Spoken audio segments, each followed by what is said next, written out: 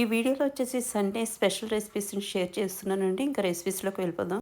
ఎంతో ఫ్లేవర్ఫుల్గా ఉండేటువంటి బగారా రైస్ కోసం నేను ఇక్కడ బాణాలు పెట్టేసుకుని 2 టేబుల్ స్పూన్లు ఆయిల్ వేసుకుని, 1 టీ స్పూన్ జీలకర్ర, 6 ఇలాచి, 6 లవంగాలు, దాల్చిన చెక్క, జాపత్రి, మరాఠీ మొగ్గ, బిర్యానీ ఆకు, జాజికాయ వేసుకుని అది ఫ్రై అయిన తర్వాత 6 పచ్చిమిర్చిలు ఇచ్చేసింది. ఒక ఆనియన్ చీలికలు, 2 క్యారెట్లు విధంగా చక్రాలు అరుక్కుంది. ఒక ఆలు పెద్దది క్యూబ్స్ లో కట్ చేసుకుని యాడ్ చేసుకున్నాను. ఒక కప్పు బఠానీ యాడ్ చేసుకున్నాను. యాడ్ చేసుకున్న తర్వాత మనము ఒకసారి మిక్స్ చేసుకుంటాము. మిక్స్ చేసుకున్న తర్వాత ఒక గరిటె నిండా నేను మసాలా పేస్ట్ ఇక్కడ యాడ్ చేసేస్తున్నానండి. అల్లం, వెల్లుల్లి, ధనియాలు, జీలకర్ర కలిపినటువంటి పేస్ట్ అనమాట. తర్వాత కొంచెం కొత్తిమీర, పుదీనా వేసేసుకుని ఒకసారి మొత్తం అంతా మంచిగా మిక్స్ చేసేసుకుని రుచికి సరిపడే సాల్ట్ కూడా ఇక్కడ యాడ్ చేసేసుకుంటామండి. యాడ్ చేసుకున్న తర్వాత ఒకసారి మిక్స్ చేసుకుని 10 నిమిషాల నుంచి నానబెట్టుకుని ఉంచుకున్నటువంటి రైస్ ని ఇక్కడ యాడ్ చేసేస్తాము.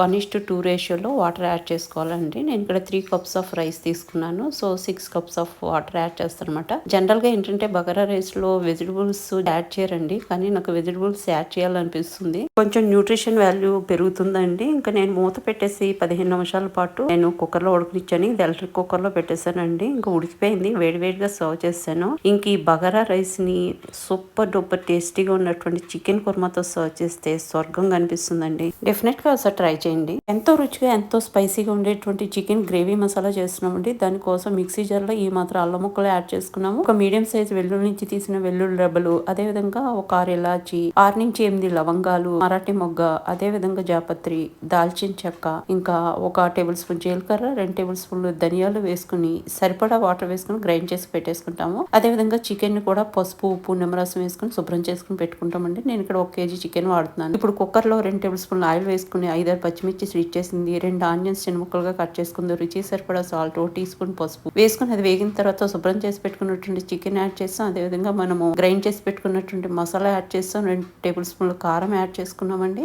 మొత్తం అంతా మంచిగా మిక్స్ చేసుకుని ఇది ఉడకడానికి వీలుగా 1 గ్లాసు వాటర్, దీంట్లోనే కొంచెం కొత్తిమీర, అదే విధంగా పుదీనా 2 యాడ్ చేసేసుకున్నాము. యాడ్ చేసుకున్న తర్వాత పెట్టేసుకుని విజిల్ పెట్టేసి కరెక్ట్ గా 4 విజిల్స్ వేయించుకుంటామండి. ఆఫ్టర్ 4 విజిల్స్ మన chicken gravy masala ready to serve అండి. ఎంత బాగుంటుందో చెప్పలేను, చాలా బాగుంటుంది. ట్రై చేయండి.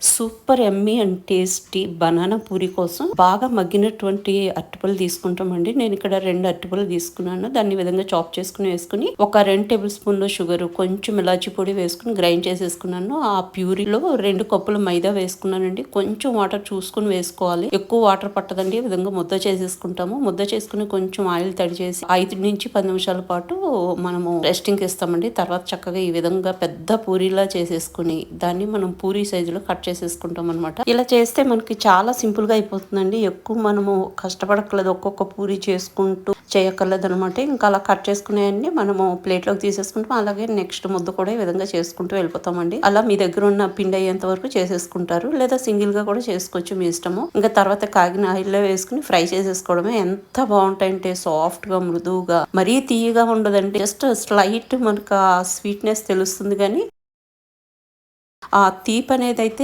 ఎవిడెంట్ గా తెలియదు అనమాట. ఎంత బాగుంటాయో చెప్పలేను. జస్ట్ అట్లా తింటూ ఉంటాయి, ఒకదాని తర్వాత ఒకటి తింటూనే ఉంటాం అనమాట. మనం ఆఫ్ చేయడానికి కూడా ఇష్టపడము. అంత కమ్మగా, అంత రుచిగా, స్లైట్ ఆ తీపి తెలుస్తూ భలే బాగుంటుంది. ఒకసారి డెఫినెట్ గా ట్రై చేసి చూడండి, మీకు కూడా నచ్చుతుంది. మగ్గిన అరటిపళ్ళు ఉన్నప్పుడు డెఫినెట్ గా ట్రై చేయండి.